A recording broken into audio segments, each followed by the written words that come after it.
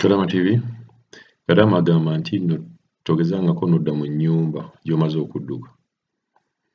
okuddukamu. Agamba nti kasita odduka mu nnyumba n'eba kunona ku ofiisi ng'ogenze ku ofiisi oba odduse n'oba ogenze ku street, gezaako okulaba nga todda mu nnyumba eyo mw'obadde odduse. Lwa nsonga bw'odda mu nnyumba eyo mw'obadde odduse, embeera tegenda kubeera y'emu. Era bayinza okubeera nga bakulimbalimba wano mu kutandika, naye gye bikomerera bijja kubeera nga bizibu, bijja kubeera nga bikutuukako. Agamba alina experience era waliwo ne mukwano gwe kyatuukako, naye agamba kasita ova mu nnyumba n'owulira nti ennyumba eyo ekutamye olw'obuzze bwabwe bwe babeera bayina, gezaako okubeera nga tolimbibwa kubeera ng'odda mu nnyumba eyo. Kuba bw'olimbibwa n'obeera ng'ogenda kudda mu nnyumba eyo, manya obuzze bwabwe bubeera tebuvuddeewo, bubeera bukyaliwo. Ate era nabo babeera balina obusungu bw'okubeera nga odduse mu nnyumba, bo babadde balowooza nti bakuwa buli kimu, naye bw'oba odduseeyo ate ne bakunonayo n'oddayo, basobola okubeera nga bakutuusaako ekizibu. Katuwulire okulabula kwe kuno, naye nga ye agamba mubeere beegendereza ku nsonga eyo.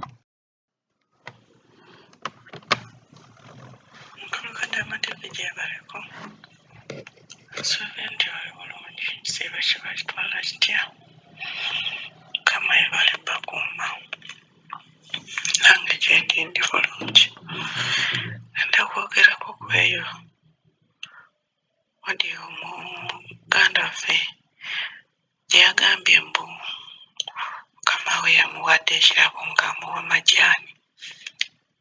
Omuntu yali mu nnyumba yo n'omutulugunya n'atuuka okudduka. Abaana bwe batuukira okudduka mu Kalukadama TV, embeera teba nnungi.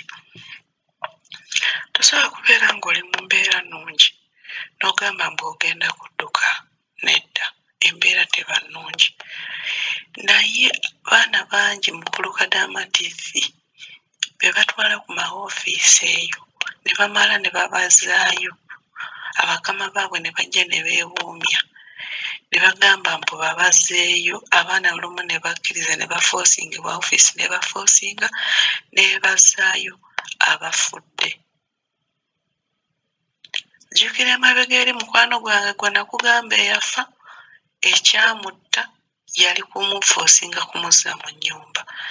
Nze siwagira mukwano gwaffe oyo kuddayo, muganda waffe oyo simuwagira kuddayo. Alemereko mumutaase oba adda waka adda waka. Kuba n'oli yali yalemerako ng'oyo bw'agamba nti nze bannaye mbonyeebonye nnyo njagala kudda waka. Naye olwamufoosinze omuntu ovudde mu nnyumba eyo, Mukama aba ataasizza obulamu obwo. Naye sitaani akola olukujjukujju era n'alemesa ayagala oddeyo. Oyo n'ageza n'addayo amanye talina bulamu. Nsaba omuyambe aleme kuddayo. At least ofiisi bw'eraba ng'oba efiirwa ng'erina bw'enaamuteeka akole emyezi 6 egibulayo, oba bamugamba yeegulire tiketi, akole yeegulire tiketi adde ewaka naye nga tazze mu nnyumba eyo. Ate abo abantu balina olugezigezi mu Kalukadama TV. Bw'alaba ng'ogaanye ayita mu muntu omulala n'ajja n'akuggyayo ku ofiisi. Era waliwo omuwala eyanyumya bw'atyo, yayita mu muntu omulala n'agenda n'amuggyayo ku ofiisi n'amutwala. Era omuwala yamaliriza afudde, okitegeera, yamaliriza afudde. Mukwano gwe yatunyumiza sitoola eyo. Bwe kiba kyakudda waka, nga waka waliwo akasente akamusobola omugulira tiketi, akonekitinga abantu be mumugulire tiketi adde ewaka. Bano abantu mu Kalukadama TV si bangu. Mukama waba akuwunyisiza abantu abo, si kirungi kubaddamu. Ate teri kikyasinze bannaye buzibu ng'okukolera kutandikira ku myaka 4 kudda wansi.